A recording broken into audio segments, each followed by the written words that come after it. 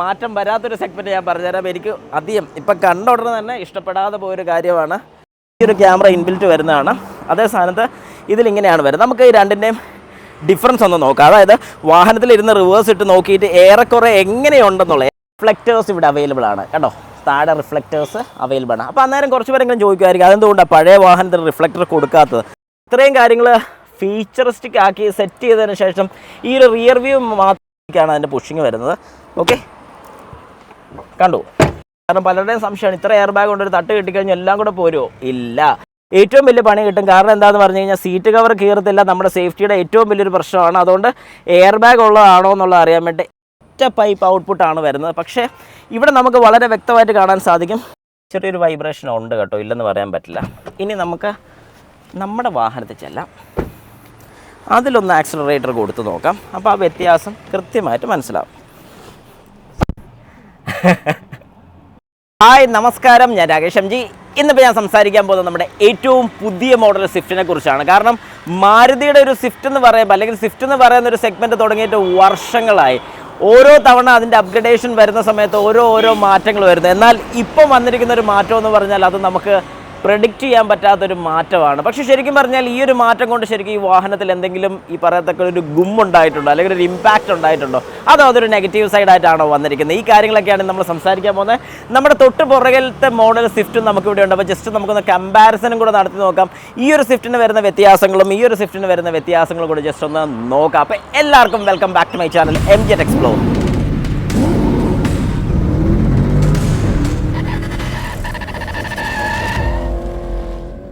Okay, അപ്പോൾ നമുക്ക് start ചെയ്യാം. ആദ്യം തന്നെ നമ്മുടെ പഴയ മോഡൽ സ്വിഫ്റ്റ് ഒന്ന് ജസ്റ്റ് നമുക്കൊന്ന് നോക്കാം. ആ ഒരു സ്വിഫ്റ്റ് നോക്കുന്ന സമയത്തേക്ക് നമുക്ക് ഫസ്റ്റ് മനസ്സിൽ വരുന്നൊരു കാര്യം അതിൻ്റെ ബമ്പേഴ്സാണ്. അതായത് അതിൻ്റെ ബമ്പറിൻ്റെ വ്യത്യാസം, നമ്മുടെ ഗ്രില്ല്, ആ ഗ്രില്ലിൻ്റെ അവിടെ തന്നെ വരുന്ന ലോഗോ, പിന്നെ നമ്മുടെ ഫോഗ് ലാമ്പ്. ഇത് തന്നെ നമ്മുടെ പുതിയ സ്വിഫ്റ്റിലോട്ട് വന്നാൽ നമുക്ക് എന്താണ് പെട്ടെന്ന് പ്രത്യക്ഷത്തിൽ ഫീൽ ചെയ്യുന്നത് പറഞ്ഞു കഴിഞ്ഞാൽ ഈ ലോഗോയാണ് നമുക്ക് ഏറ്റവും കൂടുതൽ അട്രാക്റ്റ് ചെയ്യുന്നത്. അതായത് ഈ ഒരു ലോഗോ നമ്മുടെ ഗ്രില്ലിൽ നിന്ന്, അതായത് നമ്മുടെ ഫ്രണ്ടിലത്തെ ഗ്രില്ലിൽ നിന്ന് നേരെ മേലോട്ട്, അതായത് ബമ്പറിൻ്റെ പോർഷനിലോട്ട് തന്നെ വന്നിട്ടുണ്ട്. ബമ്പറിൻ്റെ പോർഷൻ തന്നെ നമുക്ക് പറയണം, കാരണം ഇത് ബമ്പറാണ്, മേളിലാണ് ഹുഡ് വരുന്നത്. അപ്പോൾ ആ ഒരു ബമ്പറിൻ്റെ പോർഷനിൽ ആ ഒരു മാറ്റം വന്നിട്ടുണ്ട്. ഗ്രില്ലിൻ്റെ ശരിക്കുള്ള എൻറ്റയർലി ഡിസൈൻ ഡിഫറൻസ് ആയിട്ടുണ്ട്. എന്നാൽ അതേ സ്ഥാനത്ത് പഴയ ഗ്രില്ലിൻ്റെ ഒരു ശരിക്കും പറഞ്ഞൊരു ഓഡ് ലുക്കായിട്ട് നമുക്ക് ഫീൽ ചെയ്ത് തുടങ്ങുന്നുണ്ട് ആ ഒരു മോഡൽ കണ്ടു കഴിയുമ്പോഴത്തേക്കും ആ ഒരു വ്യത്യാസം. പക്ഷേ എന്നാലും മാറ്റം വരാത്തൊരു സെഗ്മെൻറ്റ് ഞാൻ പറഞ്ഞുതരാം. എനിക്ക് അധികം ഇപ്പം കണ്ട ഉടനെ തന്നെ ഇഷ്ടപ്പെടാതെ പോയൊരു കാര്യമാണ് നമ്മുടെ വാഹനത്തിൻ്റെ ഹോണിൻ്റെ കേസ് മാത്രം. അത് ഏറെക്കുറെ അവർ ആ പഴയ ടോൺ തന്നെ കീപ്പ് ചെയ്യാൻ ശ്രമിച്ചിട്ടുണ്ട്. അതൊന്ന് മാറ്റുകയായിരുന്നുണ്ടെങ്കിൽ ഒരു എന്താ പറയുന്നത്, ഒരു ഗും ലുക്ക് നമുക്ക് കിട്ടിയേനെ. പിന്നെ താഴെ വരുന്നൊരു എയർ ഡാം കാര്യങ്ങളൊക്കെ നമുക്ക് കാണാൻ സാധിക്കും. ഇവിടെ കണക്ഷൻസ് ഒന്നും വരുന്നില്ല. അതായത് നമ്മുടെ ഫോഗ് ലാമ്പുമായിട്ട് കണക്ഷൻസ് ഒന്നുമില്ല. ഓരോന്നും ഇൻഡിപെൻഡൻ്റ് ആയിട്ട് നിൽക്കുന്ന പോലെ തന്നെ. അതായത് നമ്മുടെ റൈറ്റ് സൈഡ് ആണെങ്കിലും ലെഫ്റ്റ് സൈഡ് ആണെങ്കിലും ഇൻഡിപെൻഡൻ്റ് ആയിട്ട് നിൽക്കുന്ന ഫോഗ് ലാംപ്സ് ആണ്. പക്ഷേ ഇവിടെയാണെന്നുണ്ടെങ്കിലോ ഈ ഫോഗ് ലാമ്പ് ശരിക്കും എയർ ഡാം ത്രൂ കണക്ട് ചെയ്ത് ഇപ്പുറത്തോട്ട് വരുന്ന ഒരു കണക്ഷൻ പോലെ തന്നെ നമുക്ക് ഫീൽ ചെയ്യുന്നുണ്ട് പഴയ മോഡലാണെന്നുണ്ടെങ്കിൽ. അപ്പം ഈ ഒരു കാര്യമാണ് മെയിനായിട്ട് നമുക്ക് ബമ്പേഴ്സിലൊക്കെ പറയാനുള്ളത്. പിന്നെ വരാനുള്ള നമ്മുടെ ഹെഡ്ലൈറ്റാണ്. കുറച്ചുകൂടി ഒരു പ്രീമിയം ഫീൽ നമുക്ക് കിട്ടുന്നുണ്ട് ഈ പഴയ മോഡലിലെ ഹെഡ്ലൈറ്റിൽ. അതായത് തൊട്ട് പുറത്തെ മോഡലിൻ്റെ ഹെഡ്ലൈറ്റിന് കുറച്ചുകൂടി ഒരു പ്രീമിയം ഫീലായിട്ട് എനിക്ക് തോന്നുന്നുണ്ട് നമുക്ക് ഈ രണ്ട് കാണുമ്പോൾ. പക്ഷേ പുതിയ മോഡലിൻ്റെ പ്രീമിയം കുറവുണ്ടോ എന്ന് ചോദിച്ചു കഴിഞ്ഞാൽ നമുക്ക് വളരെ കൃത്യമായിട്ട് പറയാം, ഒട്ടും പ്രീമിയംനെസ് കളയാതെ തന്നെ ഇട്ടിട്ടുണ്ട്. പക്ഷേ വേറൊരു കാര്യമുണ്ട്, എനിക്കൊരു നെഗറ്റീവ് സൈഡ് പറയാനുണ്ട്. ഈ പറയുന്ന ഹെഡ്ലൈറ്റിൽ എനിക്കൊരു നെഗറ്റീവ് സൈഡ് പറയാനുണ്ട്. അത് ഞാൻ ഈ വീഡിയോ തന്നെ പറഞ്ഞുതരാം. കാരണം എന്താണെന്ന് പറഞ്ഞാൽ നമ്മുടെ പഴയ മോഡൽ സ്വിഫ്റ്റിന് വന്നിട്ടുള്ള ലൈറ്റിനകത്ത് ശരിക്കും ആ കാണുന്ന രീതി അല്ലാതെ ഇതിനകത്ത് ഒരു കാര്യം കൂടെ ഉണ്ട്. അത് ഞാൻ വളരെ വ്യക്തമായിട്ട് കാണിച്ചു തരാം. അത് ഈ ഒരു മോഡലിൽ ശരിക്കും നമുക്ക് നഷ്ടമായി തുടങ്ങിയ ഒരു കാര്യമാണ്. അതും കൂടെ ഞാൻ പറഞ്ഞുതരാം.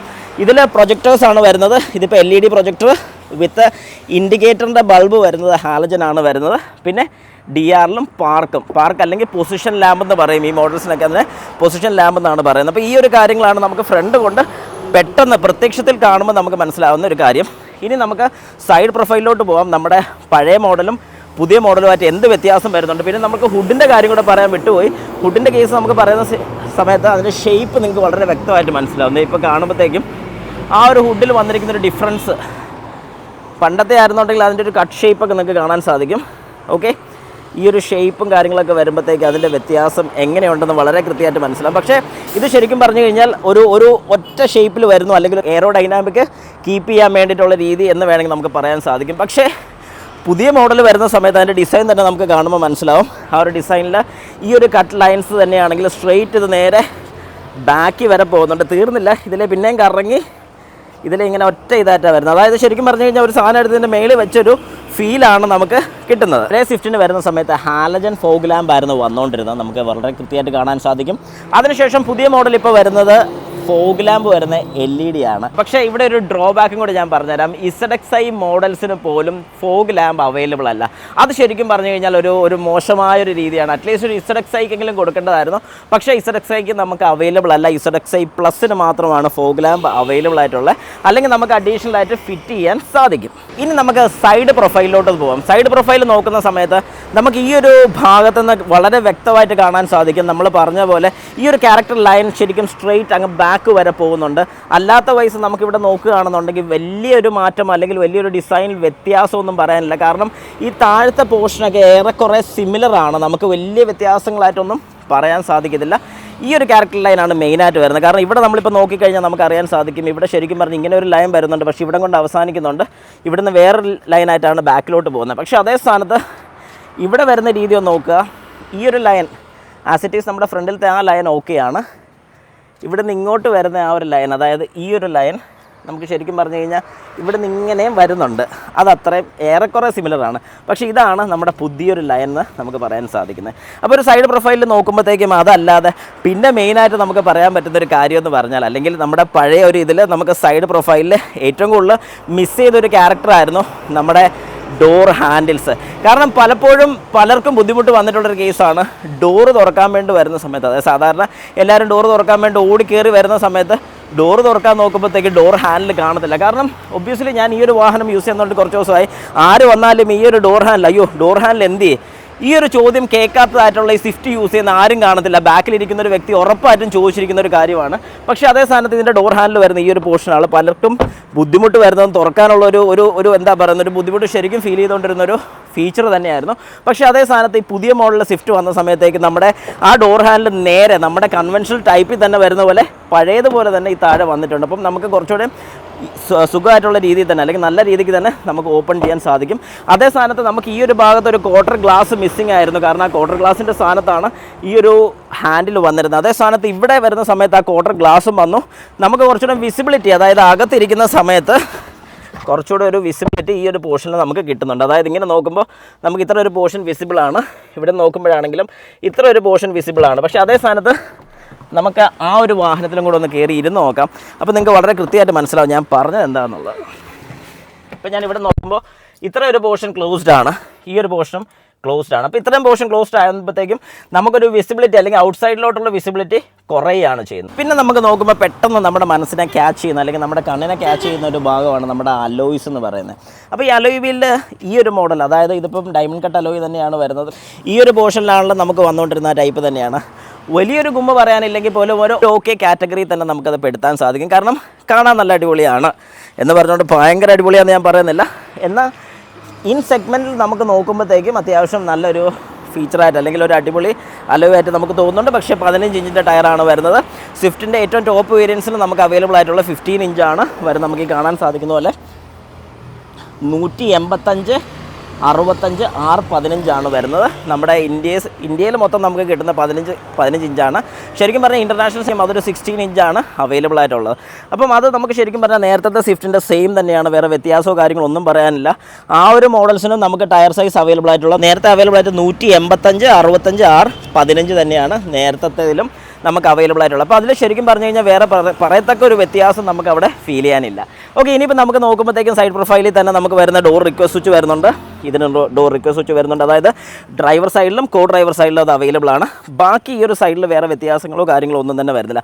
പിന്നെ ഒരു മാരക ചേഞ്ച് വന്നിരിക്കുന്നത് നമ്മുടെ ബാക്ക് സൈഡിലാണ്. ടൈം ഈ ഒരു ബാക്ക് സൈഡിലോട്ട് വരുമ്പോഴത്തേക്കും നമുക്ക് വളരെ വ്യക്തമായിട്ട് മനസ്സിലാവും സ്വിഫ്റ്റിൻ്റെ ബാഡ്ജിങ് ഒക്കെ ഏറെക്കുറെ അല്ല സെയിം തന്നെയാണ്. ഓക്കെ, വ്യത്യാസങ്ങളൊന്നുമില്ല.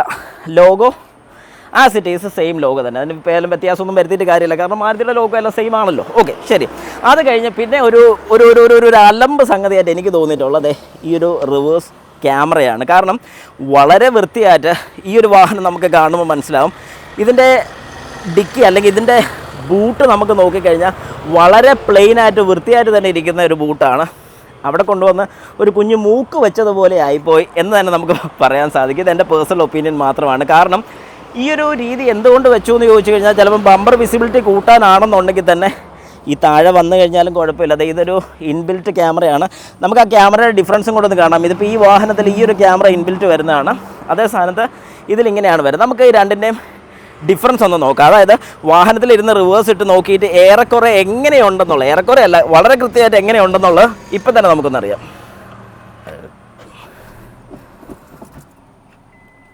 ഞാൻ റിവേഴ്സ് ഗിയർ ഇടുകയാണ്. ഇപ്പം നിങ്ങൾക്ക് കാണാൻ സാധിക്കും, ഈ ബമ്പർ കാണാം, ഈ ഒരു വൈഡ്നെസ് നമുക്ക് കിട്ടുന്നുണ്ട്.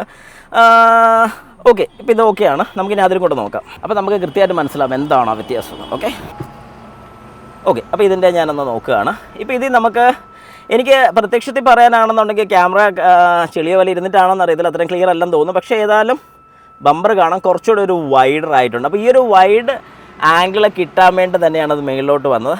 നല്ലൊരു പോയിൻ്റാണ്, ഇല്ലെന്ന് ഞാൻ പറയുന്നില്ല. പക്ഷേ കണ്ട് കഴിയുമ്പോഴത്തേക്കും ഒരു ഓഡ് ലുക്കിൻ്റെ ഒരു ഫീൽ നമുക്ക് കിട്ടുന്നുണ്ട്. പിന്നെ സ്വിഫ്റ്റിന് ഈ താഴത്തെ പോർഷനിലല്ലാതെ വേറൊരിടത്തും വെക്കാൻ ഓപ്ഷൻ ഇല്ലാത്തതുകൊണ്ടാണ് ഇവിടെ കൊടുത്തിരിക്കുന്നത്. കുഴപ്പമില്ല, ഒരു തള്ളി നിൽക്കുന്ന ഒരു ഇത് കണ്ടുകൊണ്ട് മാത്രം ഞാനൊരു നെഗറ്റീവ് സൈഡ് പറഞ്ഞതേ ഉള്ളൂ. Okay, what ever it is, നമുക്ക് അടുത്ത ഭാഗത്തോട്ട് പോകാം. ഇനിയിപ്പോൾ നമുക്ക് ബാക്ക് സൈഡിൽ നോക്കുന്ന സമയത്ത് റിയർ ഡീഫോഗർ നമുക്ക് കാണാൻ സാധിക്കും. എല്ലാ വേരിയൻസിലും ഇത് അവൈലബിൾ ആണ്, നല്ലൊരു കാര്യമാണ്. പിന്നെ വൈപ്പേഴ്സൊക്കെ വരുന്ന ടോപ്പ് വേരിയൻറ്റിൽ മാത്രം നമുക്ക് അവൈലബിൾ ആയിട്ടുള്ളൂ. വൈപ്പറും നമ്മുടെ റിയർ വാഷറും വരുന്ന ഇസറക്സൈ മോഡൽ തൊട്ടാണ് നമുക്ക് അവൈലബിൾ ആയിട്ടുള്ളത്. പിന്നെ നമ്മുടെ ടെയിൽ ലൈറ്റാണ് നമുക്ക് മെയിനായിട്ട് പറയാനുള്ളൊരു കാര്യം. ഇവിടെ ഇരുന്ന് വെള്ളമൊക്കെ നിറഞ്ഞ് സെറ്റായിട്ടിരിക്കുകയായിരുന്നു. ഓക്കെ, അപ്പോൾ ടെയിൽ ലൈറ്റിൻ്റെ ഒരു അഡ്വാൻറ്റേജ് എന്ന് പറഞ്ഞു കഴിഞ്ഞാൽ ഈ വരുന്നത് LED ആണ്, അതായത് പാർക്ക് ലൈറ്റ് LED ആണ്, ബ്രേക്ക് ലൈറ്റ് LED ആണ്. ബാക്കി രണ്ടും കൂടെ ഒന്ന് ആക്കിയിരുന്നെങ്കിൽ ഒരു കുഴപ്പമില്ലായിരുന്നു, എനിക്ക് പലപ്പോഴും തോന്നിയിട്ടുള്ളൊരു കേസാണ്. കാരണം എന്താണെന്ന് പറഞ്ഞാൽ കാണാൻ അതുപോലെ ഭംഗി, നല്ലൊരു ഫീല് കിട്ടിയേനെ എന്ന് എൻ്റെ പേഴ്സണലായിട്ടൊരു ഒപ്പീനിയനാണ്. നിങ്ങൾക്ക് അങ്ങനെ ഒരു ഒപ്പീനിയൻ ഉണ്ടെങ്കിൽ ജസ്റ്റ് കമൻറ്റ് ബോക്സിൽ ഒന്ന് കമൻറ്റ് കൂടെ കൊടുത്തേക്കാം. അപ്പോൾ ഇതിനകത്ത് എനിക്ക് തോന്നിയിട്ടുള്ളൊരു കാര്യം, പാർക്ക് ലൈറ്റ് അടിപൊളിയാണ്, നമുക്കൊന്ന് ഇട്ട് കാണാം. ബ്രേക്കും അടിപൊളിയാണ്.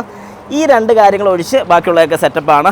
പിന്നെ ഇതിൻ്റെ ഡിസൈൻ വൈസ് വെച്ച് നോക്കുകയാണെങ്കിൽ പുതിയൊരു ഡിസൈൻ തന്നെയാണ്. കാരണം ഇതുവരെ നമുക്ക് വന്നിട്ടുള്ള ഒരു ഡിസൈൻ ടൈപ്പ് അല്ല. കാരണം തൊട്ട് പുറയിലത്തെ ജനറേഷനാണല്ലോ, അതിൻ്റെ മുമ്പിലത്തെ സെയിം കോപ്പി പോലെ തന്നെ നമുക്ക് പറയാൻ സാധിക്കും ഒരു C ടൈപ്പാണ് വന്നുകൊണ്ടിരുന്നത്. ഈ C ടൈപ്പ് തന്നെ തിരിച്ചിട്ട പോലെ ഏറെക്കുറെ ഒരു ഫീലുണ്ട്.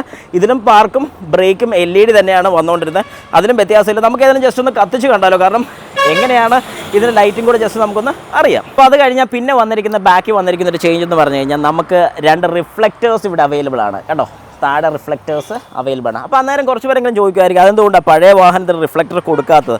ശരിക്കും പറഞ്ഞാൽ കൊടുക്കാത്തതല്ല, ഉണ്ട്. നമ്മൾ പലപ്പോഴും ശ്രദ്ധിക്കാതെ പോകുന്നൊരു കാര്യമാണ്. കാരണം എന്താണെന്ന് പറഞ്ഞു കഴിഞ്ഞാൽ ഈ ഒരു വാഹനത്തിന് ഈ കൊടുത്തിരിക്കുന്നതാണ് റിഫ്ലക്ടർ വരുന്നത്. കണ്ടോ, ഈ 2 സൈഡിൽ റിഫ്ലക്റ്റേഴ്സ് ഉണ്ട്. പക്ഷേ അതേ സ്ഥാനത്ത് ഇതിനകത്ത് ടെയിൽ ലൈറ്റ് റിഫ്ലക്റ്റേഴ്സ് ഇല്ല. ഇത് ശരിക്കും പറഞ്ഞു കഴിഞ്ഞാൽ നമ്മൾ പലപ്പോഴും റിയർ ടെയിൽ ലൈറ്റൊക്കെ ആണെങ്കിലും നമ്മൾ സ്മോക്ക് ചെയ്യാറുണ്ട്, അല്ലെങ്കിൽ കൂളിംഗ് പേപ്പർ ഒട്ടിക്കാറുണ്ട്. അത് വേറൊന്നും കൊണ്ടല്ല, കാണാൻ ലുക്ക് കിട്ടാൻ വേണ്ടിയാണ്. ശരിക്കും പറഞ്ഞാൽ ആ ഒരു ലുക്ക് മാരുതി തന്നെ കൊണ്ടുവന്നിരിക്കുകയാണ്. കാരണം ഇതിനകത്തെല്ലാം സ്മോക്ക് ചെയ്തൊരു ഫീലും ജസ്റ്റ് ഈ ഔട്ട്ലൈൻസ് ഒക്കെ മാത്രം നല്ല ബ്രൈറ്റ് ആയിട്ടിരിക്കുന്നത് കാണുമ്പോഴത്തേക്കും ഒരു ന്യൂ സ്പോർട്ടി ലുക്ക് കാര്യങ്ങളൊക്കെ വരുത്താൻ വേണ്ടിയിട്ടാണ് ശരിക്കും ഇങ്ങനൊരു ഓപ്ഷൻ ഇവിടെ കൊണ്ടുവന്നിരിക്കുന്നത്.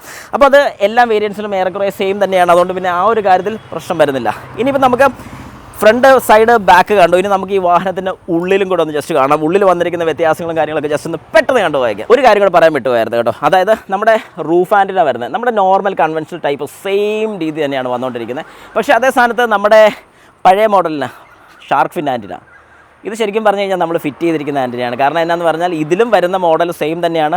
ഷാർക്ക് ഫിൻ ആൻറ്റിന ആയിരുന്നുണ്ടെങ്കിൽ കുറച്ചുകൂടെ ഒരു ഡിഫറൻസ്, അല്ലെങ്കിൽ ആ ഒരു കാണുമ്പോൾ ഒരു ലുക്ക് ശരിക്കും പറഞ്ഞാൽ നമ്മുടെ ബ്രസ നമുക്ക് കാണുമ്പോഴത്തേക്ക് മനസ്സിലാവും. ബ്രസയിലൊക്കെ വരുന്ന ഇൻബിൽറ്റ് തന്നെയാണ് ഈ ഷാർക്ക് ഫിൻ ആൻറ്റിന വരുന്നത്. മാരുതിയുടെ ജെനുവിനാണ് നമുക്ക് ഈ ഷാർക്ക് ഫിൻ ആൻറ്റിന അവൈലബിൾ ആയിട്ടുള്ളത്. പക്ഷേ അതേ സ്ഥാനത്ത് എന്തുകൊണ്ട് ഈ പുതിയ മോഡലിന് കൊടുക്കുന്നില്ലെന്ന് ചോദിച്ചു കഴിഞ്ഞാൽ നമുക്ക് വളരെ കൃത്യമായിട്ട് ഒരു ആൻസറും ഇല്ല.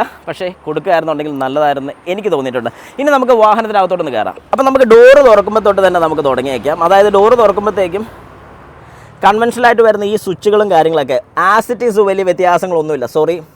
വലിയ വ്യത്യാസം ഇല്ലെന്നല്ല, ഒരു വ്യത്യാസമില്ല. അതായത് നമ്മുടെ മിറർ അഡ്ജസ്റ്റ് ചെയ്യാനുള്ള switch, foldable switch, mirror lock ചെയ്യാനും നമ്മുടെ വാഹനത്തിൻ്റെ lock and unlock, auto down, auto up, പിന്നെ ബാക്കി 3 പവർ വിൻഡോസ്. ഓക്കെ, പഴയ സ്വിഫ്റ്റിലോട്ടും കൂടെ ജസ്റ്റ് ഒന്ന് നോക്കിയേക്കാം. എന്തെങ്കിലും വ്യത്യാസം ഉണ്ടെങ്കിലോ, ഇനിയിപ്പോൾ ഞാൻ പറഞ്ഞതിൽ തെറ്റുണ്ടെന്ന് ആരും പറയേണ്ട. ഇത് കാണുമ്പോൾ നിങ്ങൾക്ക് വളരെ വ്യക്തമായിട്ട് മനസ്സിലാവും നമ്മൾ പറഞ്ഞ ആ സെയിം കാര്യങ്ങൾ ഈ ഒരു സ്വിഫ്റ്റിലും അവൈലബിൾ ആണ്. അപ്പോൾ ഒരു ചെറിയ മാറ്റം വരുത്തായിരുന്നു, ജസ്റ്റ് എൻ്റെ സജഷൻ മാത്രമാണ്. പക്ഷേ കുഴപ്പമില്ല, അതിലിപ്പോൾ എന്ത് മാറ്റം വരുത്താനാണെന്ന് ചോദിച്ചു കഴിഞ്ഞാൽ ഡൗട്ടായി പോവാം. Okay, no problem. പിന്നെ ഒരു ഡിസൈനും കാര്യങ്ങളൊക്കെ കൊടുത്തിട്ടുണ്ട്.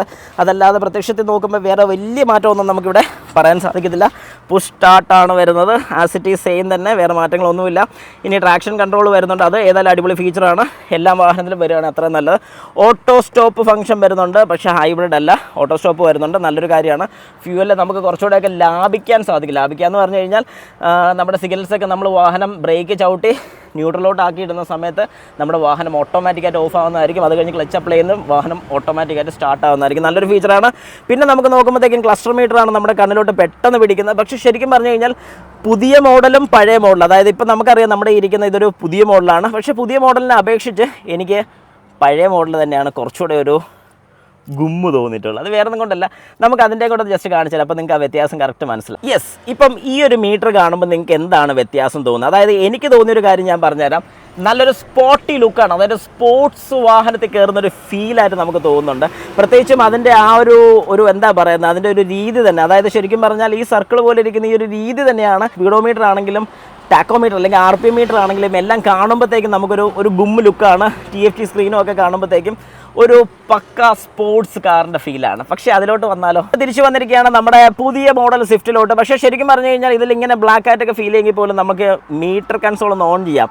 ഓൺ ചെയ്ത് കഴിഞ്ഞാൽ അതിൻ്റെ ലുക്ക് മാറുകയാണ്, നമുക്ക് കാണാൻ സാധിക്കും. പക്ഷേ വേറൊരു വ്യത്യാസം പറയാനാണെങ്കിൽ തന്നെ ടാക്കോമീറ്ററിൽ മാത്രം ഒരു റിംഗ് ഉള്ളൂ, പക്ഷേ ഇവിടെ റിങ്ങിൻ്റെ മിസ്സിംഗ് ഉണ്ട്. റിങ്ങിന് എന്ത് പറ്റിയെന്ന് ചോദിച്ചാൽ എനിക്കറിയത്തില്ല. പിന്നെ മീറ്റേഴ്സിലൊക്കെ ശരിക്കും വന്നിരിക്കുന്ന ഈ ഒരു ലെഗിൻ്റെ കേസ് കേട്ട് നമുക്ക് കാണുമ്പോൾ മനസ്സിലാവും, നല്ല കിടുക്കാച്ചിയാണ്. കാണുമ്പോഴത്തേക്കും നല്ലൊരു ഫീലാണ് നമുക്ക് അവിടെ കിട്ടുന്നത്. നമുക്ക് കാണുന്നൊരു ഫീൽ, അതായത് ആ മീറ്ററിൻ്റെ ഒക്കെ, കാരണം നമ്മുടെ കൺവെൻഷണൽ ടൈപ്പ് മീറ്റേഴ്സ് മാറി, അല്ലെങ്കിൽ ആ ഒരു മീറ്ററിൽ വ്യത്യാസം കൊണ്ടുവരാൻ ശ്രമിച്ചിരിക്കുന്ന ഈ ഒരു നീഡിൽസിലൊക്കെയാണ്. കാരണം നീഡിൽസിൻ്റെ ഡിസൈനും കാര്യങ്ങളൊക്കെ കാണുമ്പോൾ നമുക്കറിയാം എന്തോ എൻറ്റയർലി ഡിഫറൻ്റ് ആണെന്നുള്ളൊരു ഫീൽ നമുക്ക് കിട്ടുന്നുണ്ട്. ഓക്കെ, പിന്നെ നമുക്ക് നോക്കാൻ സാധിക്കുന്ന ഒരു കാര്യം എന്ന് പറഞ്ഞാൽ steering wheel as it is ഒരു മാറ്റവും ഇല്ല, സെയിം തന്നെയാണ്.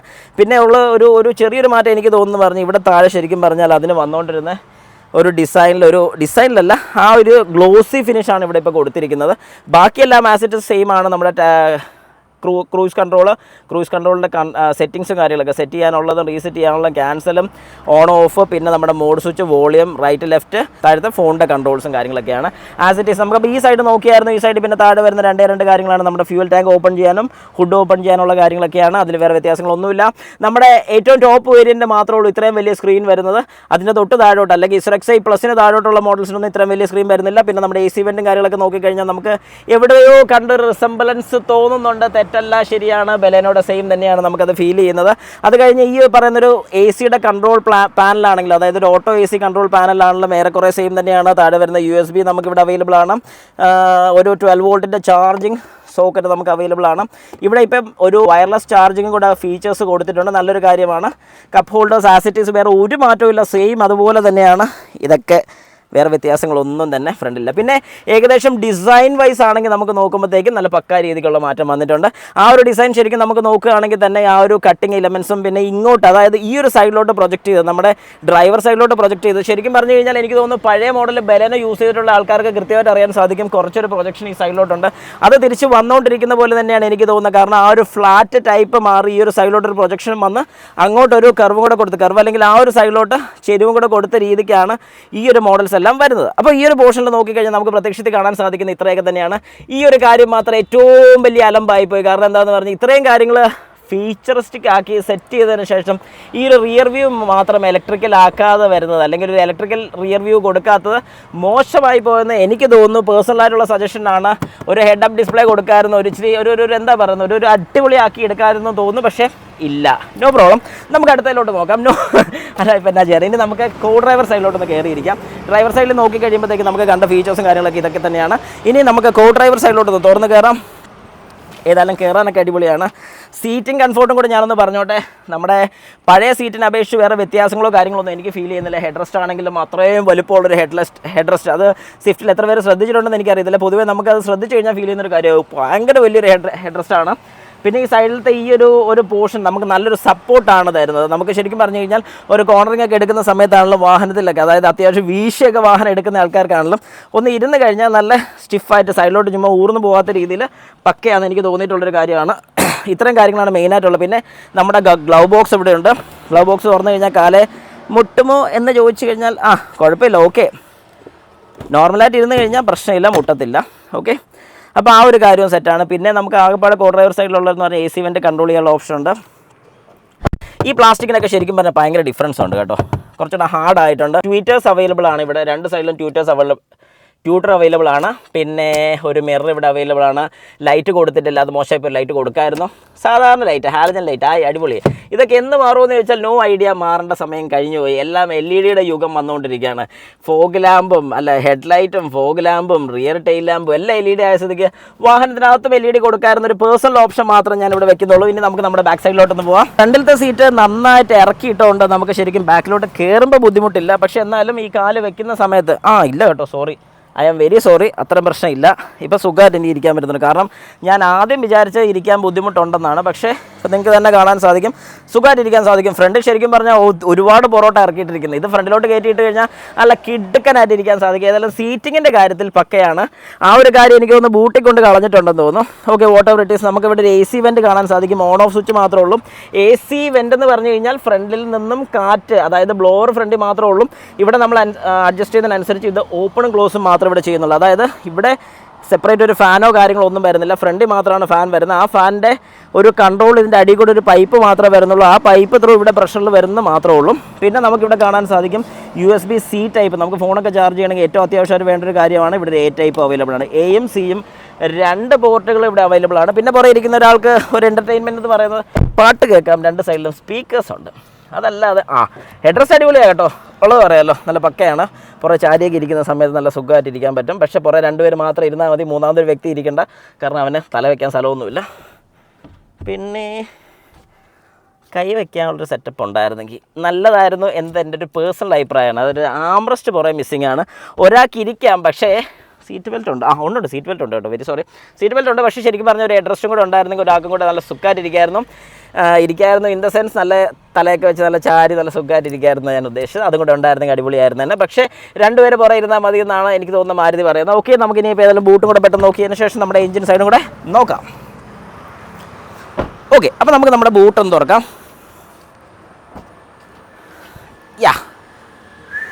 അടിപൊളി, നോർമൽ, ഇതിലൊന്നും ഒരു മാറ്റമില്ല. കാരണം നമ്മുടെ റിക്വസ്റ്റ് സ്വിച്ച് വരുന്നുണ്ട്, ഓപ്പൺ ചെയ്യാൻ വേണ്ടി ഒരു ഇലക്ട്രിക്കൽ ടെയിൽ ഗേറ്റും കൂടെ വരുന്നുണ്ട്. ഇവിടെയും വ്യത്യാസങ്ങൾ ഒന്നും തന്നെ ഇല്ല, കാരണം സെയിം ഈ സെയിം ഐറ്റം തന്നെ എടുത്തത് ഇങ്ങോട്ട് പിടിപ്പിച്ചതേ ഉള്ളൂ, വേറെ മാറ്റമൊന്നുമില്ല. ഓക്കെ, അപ്പോൾ ആ ഒരു കാര്യത്തിൽ നമുക്കൊരു തീരുമാനമായി. പിന്നെ ഇനിയിപ്പോൾ അടുത്ത് പറയാനുള്ളത്, ഇവിടെ രണ്ട് സൈഡിൽ നിന്ന് നമുക്ക് വേണമെങ്കിൽ പിടിച്ച് താക്കാനുള്ളൊരു ഓപ്ഷൻ ഉണ്ടായിരുന്നു. ഓക്കെ, 1, 2, എന്നാൽ ഇവിടെ തന്നെ പിടിച്ചാൽ മതി, കാരണം രണ്ടിൻ്റെ ആവശ്യം വരുന്നില്ല, ഒരെണ്ണം മതിയല്ലോ. കാരണം ഈ ഒരു സൈഡ് പിടിച്ച് നിങ്ങൾക്ക് താത്താൽ പോരെ, മതി. ഓക്കെ, അങ്ങനെയാണെങ്കിൽ കുഴപ്പമില്ല. അപ്പോൾ ആ ഒരു കാര്യത്തിലും ഈ ഒരു ഭാഗം വ്യത്യാസമുണ്ട്. ബൂട്ട് സ്പേസ് നോക്കുകയാണെങ്കിൽ ഒരു 3 ലിറ്ററിൻ്റെ കുറവ് ഇതിനകത്ത് വരുന്നുണ്ട്. അതല്ലാതെ ബാക്കിയുള്ള എല്ലാം സെയിം ഡിറ്റോ, വേറെ വ്യത്യാസങ്ങളൊന്നുമില്ല. നമ്മുടെ ടൂൾ കിറ്റും കാര്യങ്ങളൊക്കെ ഇവിടെ വരുന്നുണ്ട്. ബാക്കി ഇവിടെ ലൈറ്റ് വരുന്നുണ്ട്. ഈ ഒരു കാര്യങ്ങളെല്ലാം ആസ് ഇറ്റ് ഈസ് നമ്മുടെ പഴയ മോഡലിൻ്റെ അതേ റിസംബ്ലൻസ് തന്നെയാണ്. ടൂൾ കിറ്റ് കാര്യങ്ങളൊക്കെ ഇവിടെ തന്നെയുണ്ട്. ഇവിടെ ലൈറ്റ് വരുന്നുണ്ട്. ഇവിടെ നമുക്ക് വെള്ളയായിട്ടുണ്ട്, അത് നമ്മുടെ ബൾബ് ഇടുന്നത് പോലെ ഇരിക്കും. അതല്ലാതെ വേറെ ഒരു മാറ്റങ്ങളും പ്രത്യക്ഷത്തിൽ നമുക്കിവിടെ കാണാൻ സാധിക്കത്തില്ല. ഒരു പാർസൽ ട്രെയിൻ കാര്യങ്ങളൊക്കെ സെയിം തന്നെയാണ്. നമുക്കൊന്ന് താത്തി ഇട്ടേക്കാം. ഓക്കെ, പിന്നെ സീറ്റ് ഫോൾഡ് ചെയ്യാൻ വേണ്ടിയുള്ള ഓപ്ഷൻ, അത് ശരിക്കും പറഞ്ഞാൽ ഈ ഒരു രീതിക്കാണ് അതിൻ്റെ പുഷിങ് വരുന്നത്. ഓക്കെ, കണ്ടു. ഇനി നമുക്ക് ഈ ഒരു മോഡലിലൊന്ന് നോക്കാം. ഈ ഒരു മോഡലിൽ വരുന്ന ഒരു രീതി എന്ന് പറഞ്ഞാൽ പഴയ കൺവെൻഷണൽ ടൈപ്പാണ്, അതായത് വലിക്കുന്ന ടൈപ്പാണ്. ഓക്കെ, അപ്പോൾ ആ ഒരു രീതി വെച്ച് നോക്കുമ്പോഴത്തേക്കും അവിടെ ഒരു മാറ്റം വന്നിട്ടുണ്ട്. അതായത് നമ്മുടെ സീറ്റ് ഫോൾഡ് ചെയ്യാൻ വേണ്ടി അല്ലെങ്കിൽ സീറ്റ് മടക്കാൻ വേണ്ടി കുറച്ചുകൂടെ ഒരു എളുപ്പം തോന്നുന്നുണ്ടെന്ന് എനിക്ക് തോന്നുന്നു. കാരണം ജസ്റ്റ് ഒരു പ്രസ് മതി, നമുക്ക് സീറ്റ് നല്ല സുഖമായിട്ട് ഫോൾഡ് ചെയ്തിടാൻ സാധിക്കും. അപ്പോൾ അന്നേരം നമ്മുടെ ഹെഡ് റെസ്റ്റും കൂടെ താത്തിട്ടേ ചെയ്യാവുള്ളൂ, അല്ലെങ്കിൽ പണി കിട്ടും, അവിടെ ഒന്ന് മുട്ടി നിൽക്കും. ഓക്കെ, ഇപ്പം നല്ല പക്കയായിട്ട് ഫോൾഡായി കിടക്കാൻ നമുക്ക് കാണാൻ സാധിക്കും. ആ ഒരു കാര്യം അടിപൊളിയാണെന്ന് എനിക്ക് തോന്നിയിട്ടുണ്ട്. കാരണം ആർക്കും സിമ്പിളായിട്ട് ഫോൾഡ് ചെയ്യാൻ സാധിക്കും. അതിലൊരു എന്താ പറയുന്നത്, ഒരു അടിപൊളി ഫീല് എനിക്ക് തോന്നിയിട്ടുണ്ട്. അപ്പോൾ അത് കൊള്ളാം. ഇനിയിപ്പോൾ നമുക്ക് ഏതായാലും ഫ്രണ്ട് പറഞ്ഞു, സൈഡ് പറഞ്ഞു, ടയർ പറഞ്ഞു, ലൈറ്റ് പറഞ്ഞു, ഇതിനകത്തുള്ള കാര്യങ്ങളൊക്കെ പറഞ്ഞു. പിന്നെ റിവേഴ്സ് സെൻസേഴ്സും കാര്യങ്ങളൊക്കെ, അതിൽ വേറെ മാറ്റങ്ങളോ കാര്യങ്ങളോ ഒന്നും തന്നെ വരുന്നില്ല.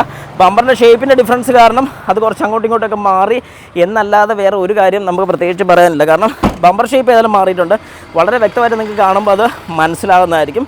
പിന്നെ സ്റ്റൈലിംഗ് കിറ്റും കാര്യങ്ങളൊക്കെ അവൈലബിൾ ആണ്. നമുക്ക് ഈ പറയുന്ന പോലെ അല്ലെങ്കിൽ ഈ ഒരു വാഹനത്തിലുള്ള പോലെ തന്നെ താഴെ റണ്ണിംഗ് ബോർഡിലും ബമ്പേഴ്സിലും ഒക്കെ വരുന്ന പോലെ തന്നെ സ്റ്റൈലിംഗ് കിറ്റ്സ് ഇതിലും അവൈലബിൾ ആണ്. പക്ഷേ ഈ ഒരു മോഡലിന് ഫിറ്റ് ചെയ്തിട്ടില്ലെന്ന് മാത്രമേ ഉള്ളൂ, ഇതൊരു കമ്പനി വെഹിക്കിൾ ആയതുകൊണ്ട്. പിന്നെ ഈ ഒരു സൈഡും കൂടി ഞാൻ ജസ്റ്റ് പറയാൻ നേരത്തെ വിട്ടു, ഇത്രയും പോർഷൻ ബ്ലാക്ക് ആക്കിയിട്ടുണ്ട്.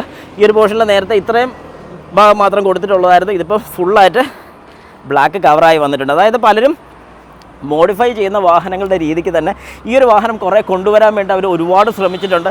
ആ ഒരു ഫലമായിട്ടാണ് ശരിക്കും പറഞ്ഞു കഴിഞ്ഞാൽ നമുക്ക് ഈ ഒരു പോർഷനിലും ഈ ഒരു ബ്ലാക്ക് കാണാൻ സാധിക്കുന്നത്. പലരും ശ്രദ്ധിച്ചിട്ടുണ്ടെങ്കിൽ അറിയാൻ സാധിക്കും, അവരിവിടെ എല്ലാം ബ്ലാക്ക് സ്റ്റിക്കർ ഒട്ടിച്ച് ഇത്രയും പോർഷൻ ഒരുപോലെ ആക്കാൻ ശ്രമിക്കും. പിന്നെ ഇത് ടോപ്പ് വേരിയൻറ്റ് ഡ്യുവൽ ടോൺ ആയതുകൊണ്ടാണ് 2 കളേഴ്സ് വരുന്നത്. അതുകൊണ്ടാണ് റിയർ വ്യൂ മിറേഴ്സിലൊക്കെ ഈ ഒരു കളർ നമുക്ക് വരുന്നതിൻ്റെ കാര്യം. ഈ റിയർ വ്യൂ മിറർ വരുന്ന സമയത്ത് ഇസ്റെക്സ് പ്ലസിന് ഫോൾഡബിൾ ടൈപ്പാണ് വരുന്നത്, ഇലക്ട്രിക്കൽ ഫോൾഡബിൾ ടൈപ്പാണ് വരുന്നത്.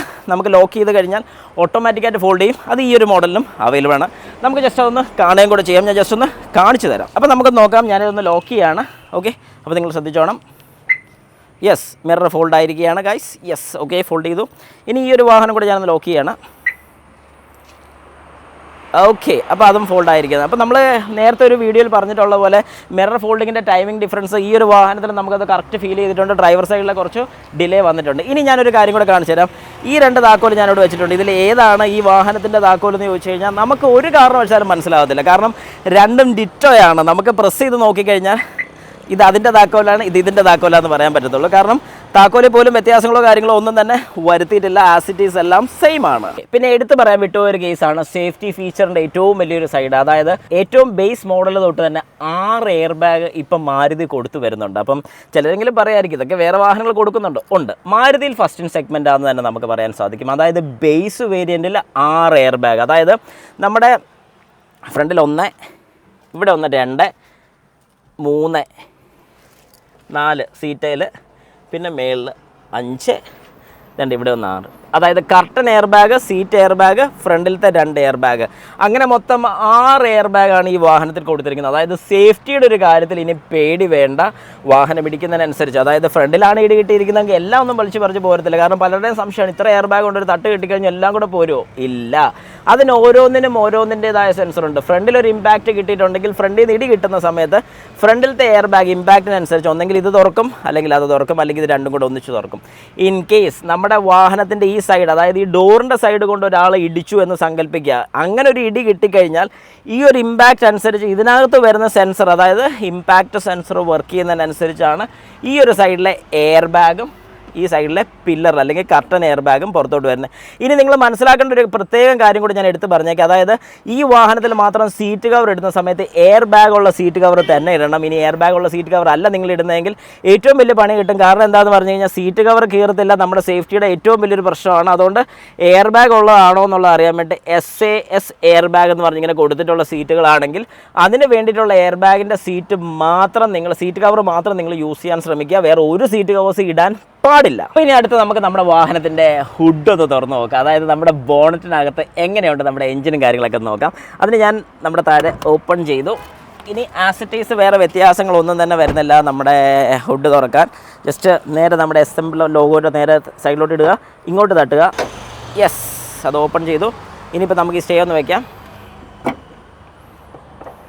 ഓക്കെ, അപ്പോൾ നമുക്കിപ്പോൾ കാണാൻ സാധിക്കും ഒരു 1.2 ലിറ്റർ നാച്ചുറലി ആസ്പിറേറ്റഡ് എഞ്ചിനാണ് നമ്മൾ ഈ കാണുന്നത്. പറയുമ്പോൾ ഭയങ്കര ഗുമ്മൊക്കെയാണ്. ശരിക്കും പറഞ്ഞു കഴിഞ്ഞാൽ അപ്പുറം കിടക്കുന്നവനും സെയിം ആണ്. 1.2 ആസ്പിറേറ്റഡ് എഞ്ചിനാണ്. പക്ഷേ അവനും ഇവനും തമ്മിലുള്ള വ്യത്യാസം എന്താണെന്ന് ചോദിച്ചു കഴിഞ്ഞാൽ അവൻ 4 സിലിണ്ടറാണ്. ഇവൻ്റെ ഒരു സിലിണ്ടർ കട്ട് ചെയ്ത് കളഞ്ഞു. അതായത് മാരുതി ഒരു സിലിണ്ടർ അങ്ങ് എടുത്ത് കളഞ്ഞിട്ട് പറഞ്ഞു 3 സിലിണ്ടർ. അതായത് 1.2 ലിറ്റർ എഞ്ചിൻ വിത്ത് 3 സിലിണ്ടറാണ് വരുന്നത്. അപ്പോൾ ഏകദേശം നമുക്ക് ആ എഞ്ചിൻ കാണാൻ സാധിക്കും. കുറച്ചുകൂടെ കുഞ്ഞായിട്ടുണ്ട് ആ എഞ്ചിൻ. എന്നാൽ ഈ ഒരു എഞ്ചിനും കൂടെ നമുക്ക് ജസ്റ്റ് ഒന്ന് കണ്ടു നോക്കാം. അപ്പോൾ നമുക്ക് കാണാൻ സാധിക്കും വളരെ കൃത്യമായിട്ട് വലുപ്പം കൂടി 1, 2, 3, 4 ഒരു 4 സിലിണ്ടർ, 1, 2, 3, 4 ഒരു 4 സിലിണ്ടർ എഞ്ചിനും ഒരു 3 സിലിണ്ടർ എഞ്ചിനും. മേളിൽ എയർ ഫിൽറ്ററിൻ്റെ കേസ് വരുന്നുള്ളതുകൊണ്ട്, അല്ലെങ്കിൽ എയർ ഫിൽറ്റർ വരുന്നുള്ളതുകൊണ്ട് ഇഞ്ചക്ടേഴ്സിൻ്റെ എണ്ണം നമ്മുടെ ഇഗ്നൈറ്റേഴ്സിൻ്റെ എണ്ണം നമുക്ക് പറയാൻ സാധിക്കുന്നില്ല. പക്ഷേ കമ്പാരിറ്റീവ്ലി കാണുമ്പോൾ നമുക്ക് വളരെ കൃത്യമായിട്ട് മനസ്സിലാവും കുഞ്ഞെഞ്ചിനായിപ്പോയി അല്ലേ, ഇച്ചിരി ചെറുതായിപ്പോയി. പക്ഷേ ഇവിടെ ആകുമ്പോഴത്തേക്ക് ഒരു ചങ്കി അല്ലെങ്കിൽ ഒരു വലിയൊരു എഞ്ചിൻ്റെ ഒരു ഫീലാണ് നമുക്കിവിടെ കിട്ടുന്നത്. പക്ഷേ ഇനിയിപ്പം ഇത് ഓർമ്മ മാത്രമായി, അതായത് എല്ലാം ഓർമ്മകൾ മാത്രമായി എന്ന് പറയുന്ന പോലെ ഒരു 1.2 ലിറ്റർ 4 സിലിണ്ടർ എഞ്ചിൻ മാറി നേരെ സ്വിഫ്റ്റിലോട്ട് ഒരു 3 സിലിണ്ടർ 1.2 ലിറ്റർ എഞ്ചിൻ വന്നിരിക്കുകയാണ്. പവർ വൈസ് വെച്ച് നോക്കുകയാണെങ്കിൽ വലിയ ഡിഫറൻസ് വരുന്നില്ലെങ്കിൽ പോലും ചെറിയൊരു ഡിഫറൻസ് PSIയിൽ നമുക്ക് വരുന്നുണ്ട്. ശരിക്കും പറഞ്ഞു കഴിഞ്ഞാൽ ആ ഒരു ഡിഫറൻസ് ഒക്കെ വലിയ കാര്യമാണോ എന്ന് ചോദിച്ചാൽ അത്രയും വലിയ കാര്യമല്ലെന്ന് തോന്നുകയാണെങ്കിൽ പോലും നമുക്ക് ഡ്രൈവിങ്ങിൽ അത് ഫീൽ ചെയ്യത്തില്ല എന്നാണ് പറയുന്നത്. ഏതായാലും ഞാൻ വാഹനം ഒന്നുകൂടെ ഓടിച്ചും കൂടെ നോക്കി കഴിഞ്ഞിട്ട് നിങ്ങൾക്ക് വളരെ കൃത്യമായിട്ട് അതിൻ്റെ ഒരു റിവ്യൂ കൂടെ തരുന്നുള്ളൂ. ഏതായാലും നമുക്ക് ജസ്റ്റ് ഒന്ന് നോക്കുമ്പോൾ എന്തൊക്കെയാണ് പ്രത്യക്ഷത്തിൽ കാണുന്നതെന്ന് കൂടി ഞാനൊന്ന് ഇച്ചിരി ടെക്നിക്കൽ സൈഡായിട്ടൊന്ന് പറഞ്ഞുതരാം. നോക്കുന്ന സമയത്ത് നമുക്ക് പുറമേ കാണുന്ന പോലെ എല്ലാം ECM ആണെങ്കിലും ബാറ്ററി ആണെങ്കിലും ഇതൊക്കെ പൊതുവേ നമുക്ക് കാണുമ്പോൾ മനസ്സിലാവുന്ന ഫ്യൂസ് കേസ് ആണെങ്കിലും ഇതെല്ലാം ആസിറ്റീസ് സെയിം തന്നെയാണ്. അതായത് ഈ സിം ഇവിടെ താഴെ ഇരുന്നത് മേളിലോട്ട് ഇച്ചിരി ഉള്ളിലോട്ട് വൃത്തിയായിട്ട് കയറി, അതായത് ഈ പുറമെ ഇരിക്കുന്നത് കഴിഞ്ഞ് വൃത്തിയായിട്ട് കയറി. ഫ്യൂസ് കവർ സെയിം ആണ്, ബാറ്ററി സെയിം ആണ്. കുറച്ചുകൂടെ പണിയെടുക്കാനുള്ള ഇടയുണ്ടായിരുന്നോ എന്ന് എനിക്കൊരു സംശയമുണ്ട്. പക്ഷേ ഓക്കെ, കുഴപ്പമില്ല. താഴത്തെ കവറിങ് ഏതായാലും ലാസ്റ്റ് മോഡലൊക്കെ തൊട്ട് വരുന്നുണ്ടായിരുന്നു. ഇതിലും അതുപോലെ തന്നെയാണ്. കാരണം കവറിങ്സ് ഒന്നും ഒഴിവാക്കിയിട്ടില്ല. കവറിങ്സ് ഒക്കെ ആസിറ്റീസ് നമുക്ക് താഴെ കാണാൻ സാധിക്കും. ഇവിടെയും ഏരിയ കുഴപ്പമില്ല, ഉണ്ട്, സ്ഥലമുണ്ട്. ബാറ്ററി കുറച്ചുകൂടെ ഒന്ന് വലുതായിട്ടുണ്ടെന്ന് എനിക്ക് തോന്നുന്നു. ഓക്കെ, പിന്നെ ബാക്കിയുള്ള ഈ സിമൊക്കെ അകത്തോട്ട് കയറിയെന്ന് ഞാൻ പറഞ്ഞായിരുന്നു. ബാക്കി നമ്മുടെ ABSൻ്റെ യൂണിറ്റൊക്കെ നമുക്കിവിടെ കാണാൻ സാധിക്കും. നമുക്ക് നോക്കുമ്പോഴത്തേക്കും ഏറ്റവും മെയിനായിട്ട് വരുന്നത് നമ്മുടെ EGRൻ്റെ വാൽവാണ് നമുക്ക് കാണാൻ സാധിക്കുന്നത്. എക്സോസ്റ്റ് ഗ്യാസ് റീസർക്കുലേഷനാണ്. ശരിക്കും പറഞ്ഞു കഴിഞ്ഞാൽ ഫ്യൂവൽ എഫിഷ്യൻസിനെയൊക്കെ വലിയ രീതിക്ക് ബാധിക്കുന്ന ഒരു കാര്യം തന്നെയാണ്. ഇനി അതല്ല, വാഹനത്തിൻ്റെ ഹീറ്റിംഗ്, അതായത് ചൂടാകുന്നത് കുറയ്ക്കാൻ വേണ്ടി നോർമൽ വർക്കിംഗ് ടെമ്പറേച്ചറിലോട്ട് ഓവറായിട്ട് ഹീറ്റ് വരികയാണെങ്കിൽ എക്സോസ്റ്റ് ഗ്യാസും കൂടെ റീസർക്കുലേറ്റ് ചെയ്ത് വിടുകയാണ് ചെയ്യുന്നത്. ആ ഒരു സെയിം സാധനം ഇവിടെ തന്നെ ഉണ്ട്. പക്ഷേ കുറച്ചൊരു ഡിസൈൻ വ്യത്യാസം ഉണ്ടെന്ന് മാത്രമേ ഉള്ളൂ. അതിൻ്റെ കൂളിംഗ് ചേമ്പേഴ്സൊക്കെയാണ് നമ്മൾ ഈ കാണുന്നത്. ഇത് കൂൾ ചെയ്യാൻ വേണ്ടി നമ്മുടെ റേഡിയേറ്ററിൽ നിന്നുള്ള സർക്കുലേഷനാണ് ഇതിൽ നടക്കുന്നത്, അതായത് ഹീറ്റ് കുറയ്ക്കാൻ വേണ്ടി. ഇത് തന്നെയാണ് നമ്മൾ ഈ കാണുന്നത്. വേറെ വ്യത്യാസങ്ങളൊന്നുമില്ല. ഡിസൈൻ വൈസ് കുറച്ചൊരു മാറ്റം വരുത്തിയിട്ടുണ്ടെന്ന് മാത്രമേ ഉള്ളൂ. എക്സോസ്റ്റിൻ്റെ ആണെങ്കിലും ഹീറ്റിൻ്റെ കാര്യത്തിൽ ചെറിയ വ്യത്യാസങ്ങൾ, അതായത് ഹീറ്റ് മെയിൻറ്റെയിൻ ചെയ്യാൻ വേണ്ടിയിട്ടൊക്കെയാണ്. നമുക്കിവിടെ ശരിക്കും പറഞ്ഞു കഴിഞ്ഞാൽ ഒരു എക്സോസ്റ്റ് മാനിഫോൾഡായിട്ട് നമുക്കിവിടെ കാണാൻ സാധിക്കത്തില്ല. ഒറ്റ പൈപ്പിൽ നിന്നാണ് ഇറങ്ങി വരുന്നത്. എത്ര പേര് ശ്രദ്ധിച്ചിട്ടുണ്ടെന്ന് എനിക്കറിയത്തില്ല. ഒറ്റ പൈപ്പ് ഔട്ട്പുട്ടാണ് വരുന്നത്. പക്ഷേ ഇവിടെ നമുക്ക് വളരെ വ്യക്തമായിട്ട് കാണാൻ സാധിക്കും എക്സോസ്റ്റ് മാനിഫോൾഡ് എന്നും. അതായത് ഓരോ പോർട്ടിൽ നിന്നാണ് ഇറങ്ങി വന്ന് ഒറ്റ ഇതാക്കിയാണ് നേരെ കാറ്റലിറ്റിക് കൺവേർട്ടറിലോട്ട് പോകുന്നത്. പക്ഷേ അതേ സ്ഥാനത്ത് ഇവിടെ ആണെങ്കിലോ അങ്ങനെയല്ല, വ്യത്യാസം വന്നു. ഒറ്റ പൈപ്പിൽ നിന്നാണ് ഇത് ഇറങ്ങി പോകുന്നത്. അപ്പോൾ അതെല്ലാം ശരിക്കും ഒരു ഡിസൈൻ ചേഞ്ച് ആണെന്ന് തന്നെ നമുക്ക് പറയാൻ സാധിക്കും. പിന്നെ ഒരു മാസീവ് ഡിഫറൻസ് എന്ന് പറയാനാണെങ്കിൽ തന്നെ നമുക്കിവിടെ കാണാൻ സാധിക്കുന്ന, അല്ലെങ്കിൽ ഞാൻ ഈ ചൂണ്ടിക്കാണിക്കുന്നതിൻ്റെ വാട്ടർ പമ്പാണ് വരുന്നത്. ഓക്കെ, ഇത് ഈ സ്റ്റീൽ പോലെ ഇരിക്കുന്നത്. ഞാൻ ഇവിടുത്തെ ഒരു എക്സാമ്പിൾ കാണിച്ചു തരാം. ഈ കാണുന്ന ഒരു ഐറ്റം, അതായത് ഈ കറുത്ത പുള്ളി, നിങ്ങൾക്ക് എത്ര വ്യക്തമായിട്ട് കാണാമെന്ന് എനിക്കറിയില്ല. ഇത് നമ്മുടെ വാഹനത്തിൻ്റെ വാട്ടർ പമ്പാണ് വരുന്നത്. അതായത് എൻജിൻ കൂളൻ്റ് സർക്കുലേറ്റ് ചെയ്യാൻ വേണ്ടിയുള്ള പമ്പാണ്. ഈ ഒരു വാഹനത്തിലോട്ട് വന്നപ്പോൾ അത് ഇലക്ട്രിക്കലായി. എന്തുകൊണ്ട് ഇലക്ട്രിക്കലായെന്ന് പറഞ്ഞു കഴിഞ്ഞാൽ ലോഡ് കുറയ്ക്കുക എന്നുള്ളൊരു പർപ്പസാണ് മെയിനായിട്ടെന്ന് എനിക്ക് തോന്നുന്നു. കൃത്യം എനിക്കറിയില്ല, പക്ഷേ ആ ഒരു കാര്യമുണ്ട്. രണ്ടാമത്തെ കാര്യം, നമ്മളൊക്കെ ശരിക്കും പറഞ്ഞു കഴിഞ്ഞാൽ വരാൻ ഉദ്ദേശിച്ച, അല്ലെങ്കിൽ സ്വിഫ്റ്റ് വരുമെന്ന് ഉദ്ദേശിച്ചപ്പോൾ ആദ്യം തന്നെ കേട്ടൊരു കാര്യമാണ് 35 തൊട്ട് 40 കിലോമീറ്റർ വരെ മൈലേജ് കിട്ടുമെന്നുള്ളത്. പക്ഷേ വന്നപ്പോഴേക്കോ ഇതിൻ്റെ മൈലേജ് സെഗ്മെൻറ്റ് വരുന്നത് 25.6 ആണ്. അതും AMT വാഹനങ്ങളിൽ നമുക്ക് കിട്ടുന്നത് 24.8 ആണ്. നമുക്കൊരു മാനുവൽ, അതായത് ഇതൊരു മാനുവൽ വാഹനമാണ്, അത്രയും മൈലേജ് കിട്ടുന്നത്. അപ്പോൾ എന്തുകൊണ്ട് മൈലേജ് കൂടിയെന്ന് ചോദിച്ചു കഴിഞ്ഞാൽ ഒരു സിലിണ്ടർ ആസ് യൂഷ്വൽ കട്ട് ചെയ്തു, നമ്മുടെ കൂളൻറ്റിൻ്റെ പമ്പ് മാറി. അപ്പോൾ അത്രയും കൂടെ ലോഡ് നമ്മുടെ വാഹനത്തിൻ്റെ എൻജിന് കുറവാണ് വന്നിരിക്കുന്നത്. അപ്പോൾ അത് ഇലക്ട്രിക്കലായി. ഇനി ബാക്കിയുള്ള നമുക്ക് നോക്കുമ്പോഴത്തേക്ക് മനസ്സിലാവും. നമുക്ക് അടുത്ത ലോഡ് എടുക്കുന്ന പറഞ്ഞ് ഈ ഓൾട്ടർനേറ്ററാണ്. പിന്നെ വരുന്നതെന്ന് പറഞ്ഞു കഴിഞ്ഞാൽ വേറെ പ്രത്യേകിച്ച് AC കംപ്രസറും ആണ് മെയിനായിട്ട് എൻജിൻ ലോഡ് കൊണ്ടുപോകുന്നത്. ഇതിനകത്ത് ഒരു കാര്യം കൂടെ പറയട്ടെ. ശരിക്കും പറഞ്ഞു കഴിഞ്ഞാൽ നമ്മൾ ആദ്യം പറഞ്ഞ പോലെ ഒരു 35 to 40 കിലോമീറ്റർ മൈലേജൊക്കെ ഉള്ള വാഹനം കിട്ടാൻ പോകുന്നുവെന്ന് നമ്മൾ കേട്ടായിരുന്നു. പക്ഷേ ശരിക്കും പറഞ്ഞാൽ ഈ ഒരു വാഹനം അത്ര മൈലേജ് തരത്തില്ല. പക്ഷേ എനിക്ക് തോന്നുന്നു, എൻ്റെ ഒരു ഐഡിയ ആണ് ഞാൻ പറയുന്നത്, 3 സിലിണ്ടർ ശരിക്കും പറഞ്ഞു കഴിഞ്ഞാൽ അവരൊരു ഹൈബ്രിഡിലോട്ട് കൺവേർട്ട് ചെയ്യാനുള്ള പ്ലാന് കൊണ്ട് ഒരു എന്താ പറയുന്നത്, ഒരു ടെസ്റ്റ് സെഗ്മെൻ്റ് ആയിട്ട് ഇറക്കിയതാണോ എന്നൊരു സംശയമുണ്ട്. ജസ്റ്റ് ഒരു സംശയം മാത്രമാണ്, അത് വേറൊന്നും കൊണ്ടല്ല.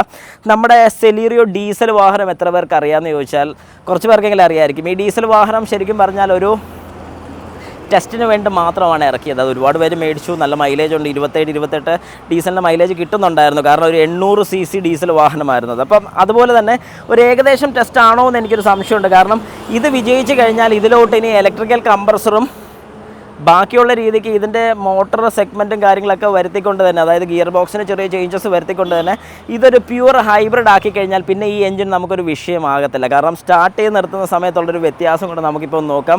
2 വാഹനം കൂടെ, അപ്പോൾ അതിൻ്റെ വ്യത്യാസം, അതിൻ്റെ വൈബ്രേഷൻസും കാര്യങ്ങളൊക്കെ നിങ്ങൾക്ക് കൃത്യമായിട്ട് അറിയാൻ സാധിക്കും. അപ്പോൾ ഞാൻ ഈ വാഹനം ഒന്ന് സ്റ്റാർട്ട് ചെയ്തിട്ടു. ഇനി നമ്മുടെ സ്വിഫ്റ്റും കൂടെ ഒന്ന് സ്റ്റാർട്ട് ചെയ്യാം. അപ്പോൾ അതിൻ്റെ വ്യത്യാസവും കൂടെ നിങ്ങൾക്ക് അറിയാൻ പറ്റും. വൈബ്രേഷൻസ് ഉണ്ടോ എന്ന് ഞാൻ ആ വാഹനത്തിനകത്ത് കയറി ഇരുന്ന് പറഞ്ഞു തരാം.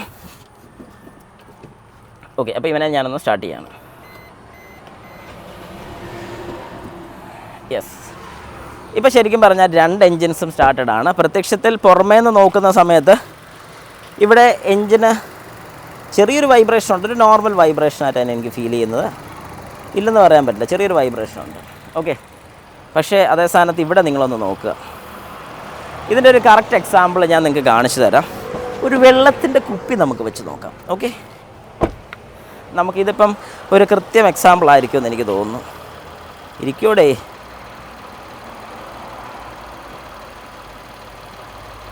ഇരിക്കാൻ വേറെ മാർഗമൊന്നുമില്ല. ഞാൻ പിടിച്ചില്ലെങ്കിൽ ഇരിക്കത്തില്ല കേട്ടോ. വൈബ്രേഷൻസ് നിങ്ങൾക്ക് കാണുമ്പോഴത്തേക്ക് മനസ്സിലാവും, ഒരു 3 സിലിണ്ടർ വൈബ്രേഷൻ. എന്നാൽ അതേ സ്ഥാനത്ത് ഇവിടെ പിന്നെ ഇരിക്കാൻ സ്ഥലമുണ്ട് കേട്ടോ, അതും ഇല്ലെന്ന് പറയാൻ പറ്റില്ല. വൈബ്രേഷൻ ഉണ്ടോ എന്ന് ചോദിച്ചാൽ ഉണ്ട്, പക്ഷേ എൻജിൻ മൊത്തത്തിൽ കിടന്ന് കുലുങ്ങുന്ന ഒരു ഫീല് നമുക്ക് കിട്ടുന്നില്ല. അതേ സ്ഥാനത്ത് ഇവിടെ ദൂരെ നിന്ന് നോക്കുമ്പോഴത്തേക്കും നമുക്ക് ആ എൻജിൻ കുലുങ്ങുന്നത് കാണാൻ സാധിക്കും. ഓക്കെ, പിന്നെ മൗണ്ടിങ്സും കാര്യങ്ങളൊക്കെ നല്ല അടിപൊളി ആയിട്ടുണ്ടെന്ന് പറയുന്നുണ്ട്. ഏതായാലും ഈ വാഹനത്തിനകത്തൊന്ന് കയറിയിരുന്ന് നോക്കാം.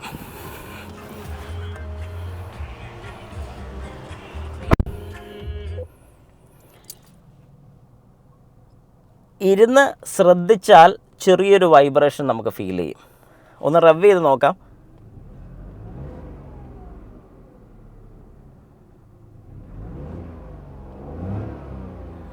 ഓക്കെ, അത്ര ഒരു വലിയൊരു വൈബ്രേഷൻ പറയല്ല, എന്നാൽ ചെറിയൊരു വൈബ്രേഷൻ ഉണ്ട് കേട്ടോ, ഇല്ലെന്ന് പറയാൻ പറ്റില്ല. ഇനി നമുക്ക് നമ്മുടെ വാഹനത്തിൽ ചെല്ലാം, അതിലൊന്ന് ആക്സിലറേറ്റർ കൊടുത്ത് നോക്കാം. അപ്പോൾ ആ വ്യത്യാസം കൃത്യമായിട്ട് മനസ്സിലാവും.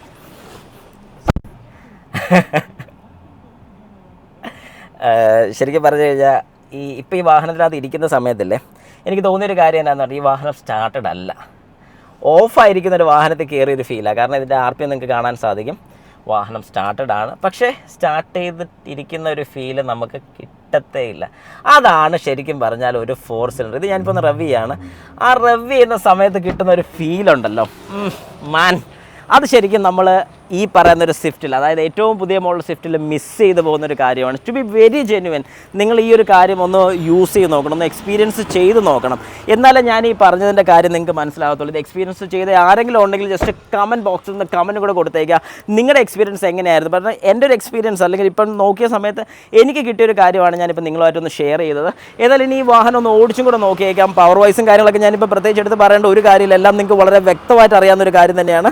അപ്പോൾ AC കംപ്രസർ ആണെങ്കിലും ബാക്കിയുള്ള കാര്യങ്ങളൊക്കെ നമുക്ക് പ്രത്യക്ഷത്തിൽ കാണാൻ സാധിക്കും. ഫ്ലൂയിഡ് ക്ലച്ചാണ് വന്നിരിക്കുന്നത്, അതായത് നമുക്ക് വാഹനത്തിൻ്റെ ക്ലച്ചിന് കേബിളോ കാര്യങ്ങളൊന്നും വരുന്നില്ല. ആ ഒരു കാര്യത്തിൽ ഇവിടെ മോശം തന്നെയാണ്, കാരണം കേബിളാണ് വരുന്നത്. ഏറ്റവും താഴെ നിങ്ങൾക്ക് ഈ വെള്ള ലോക്കിൻ്റെ കാണാൻ സാധിക്കും, ഒരു ക്ലച്ച് കേബിളാണ് ഈ വാഹനത്തിൽ വരുന്നത്. അതേ സ്ഥാനത്ത് ഇതിന് ഫ്ലൂയിഡ് ക്ലച്ചാണ് വരുന്നത്, അതായത് ഫ്ലൂയിഡ് യൂസ് ചെയ്താണ് ഇതിൻ്റെ ക്ലച്ച് വർക്ക് ചെയ്യുന്നത്.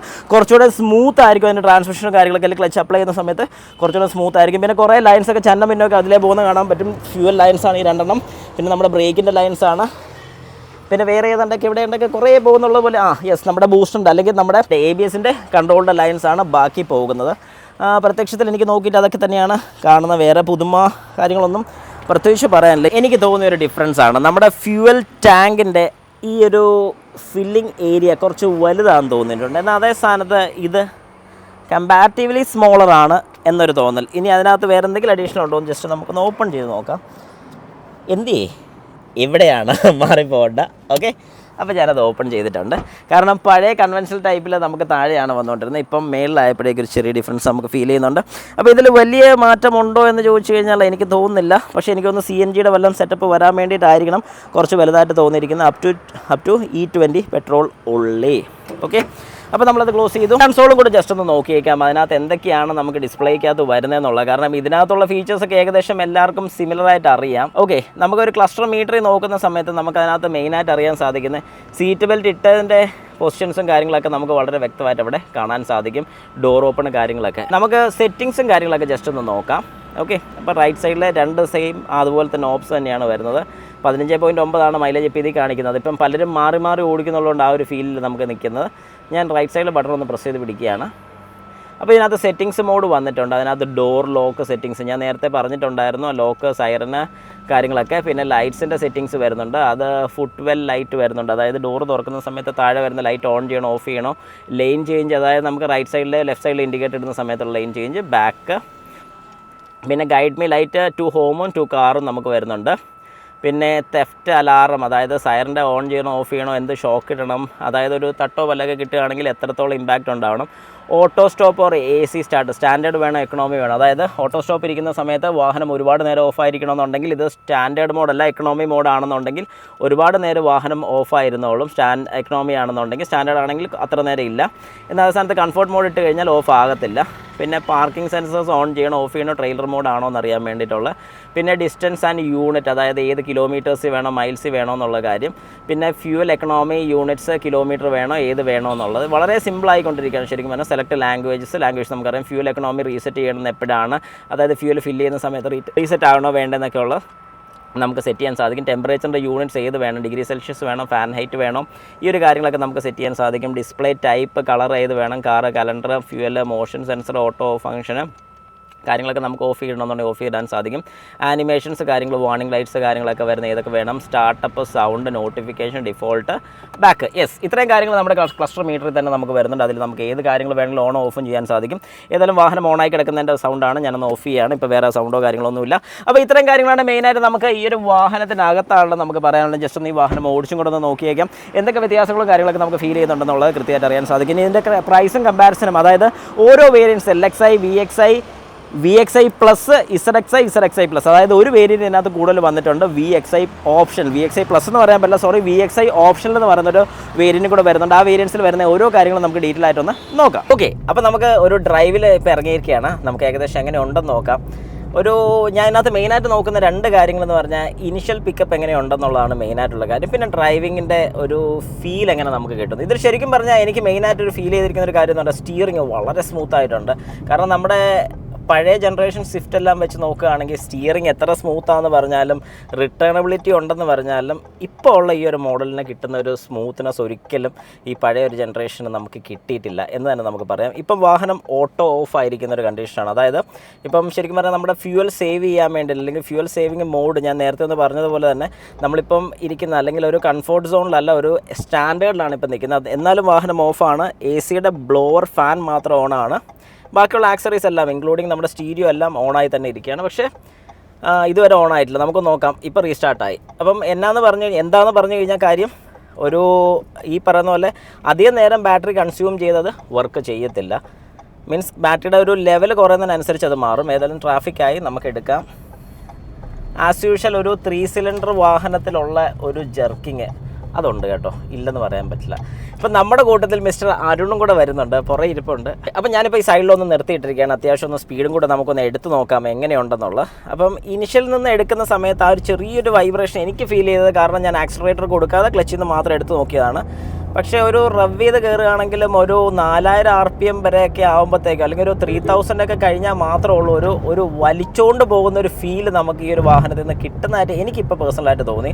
ഒരു 7400 കിലോമീറ്റർ ഓടിയിട്ടുള്ളൂ ഈ വാഹനം. ഒരു 10,000 കിലോമീറ്റർ കഴിഞ്ഞാൽ ശരിക്കുള്ളൊരു പവർ ഔട്ട്പുട്ട് നമുക്ക് പറയാൻ സാധിക്കത്തുള്ളൂ.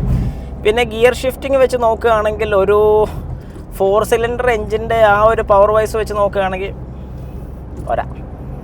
ആ ഒരു രീതി നമുക്ക് ഓപ്പൺ ആയിട്ടുള്ള കാര്യം പറഞ്ഞാൽ പറ്റത്തില്ല. പക്ഷേ ബാക്കിയൊക്കെ വെച്ച് നോക്കുകയാണെങ്കിൽ ആ പവർ ആണെങ്കിലും സ്റ്റീറിങ്ങിൻ്റെ ഒരു ഫീലാണെങ്കിലും പിന്നെ ഓടിക്കുമ്പോൾ കിട്ടുന്ന ഒരു ബോഡി റോളും അങ്ങനെയൊന്നും പ്രശ്നങ്ങളായിട്ട് എനിക്ക് ഫീൽ ചെയ്യുന്നില്ല.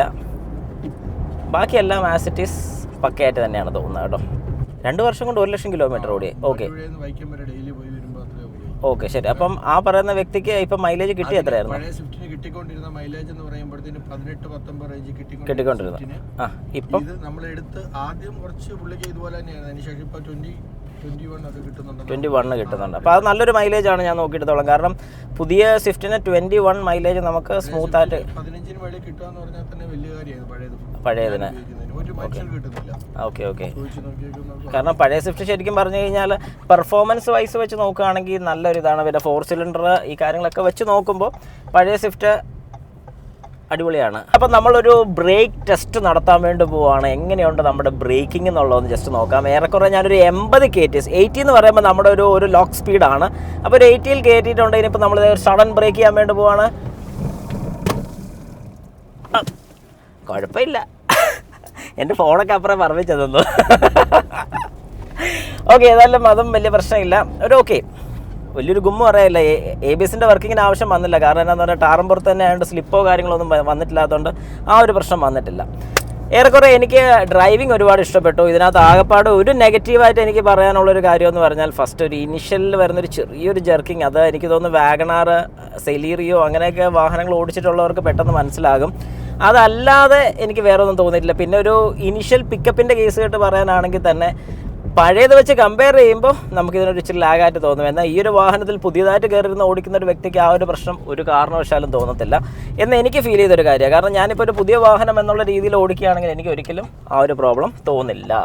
ഏതായാലും എല്ലാം കൊണ്ടും ഞാൻ ഈ ഒരു വാഹനത്തിൽ സാറ്റിസ്ഫൈഡ് ആണ്. കാരണം ജനറേഷൻ മാറും തോറും നമ്മൾ അപ്ഗ്രേഡ് ചെയ്തുകൊണ്ടിരിക്കണം എന്ന് പറയുന്നത് പോലെ തന്നെ നമ്മളിതിനോട് യൂസ്ഡ് ആകണം. കാരണം ഇപ്പോൾ ഈ പറയുന്ന പോലെ ഇപ്പോൾ ഇതിൻ്റെ മൈലേജ് 24 നമുക്ക് കിട്ടുന്നുണ്ട്. 24 എന്നുള്ള സെഗ്മെൻറ്റ് മാറി ഇനിയിപ്പോൾ ഇതൊരു ഹൈബ്രിഡിലോട്ട് മാറി കഴിയുമ്പോഴത്തേക്കും ഇതിലും മൈലേജ് നമുക്ക് ഉറപ്പായിട്ടും കിട്ടും. കാരണം 3 സിലിണ്ടർ ആക്കിയതിൻ്റെ പ്രധാന കാര്യങ്ങളിലൊന്ന് ഇത് തന്നെയാണ്. കാരണം ഇതിനിപ്പോൾ നെക്സ്റ്റ് സ്റ്റേജ് വരുമ്പോഴത്തേക്കും ഒരു ബാറ്ററി പാക്കും ഒരു ഇലക്ട്രിക്കൽ മോട്ടറും കൂടെ വെച്ച് വന്ന് കഴിയുമ്പോഴത്തേക്കും മൈലേജ് ഒരു 40+ നമുക്ക് കിട്ടും. അത്രേ ഉള്ളൂ, ദാറ്റ്സ് ഓൾ. അപ്പം എല്ലാവർക്കും എൻ്റെ നന്ദി, നമസ്കാരം.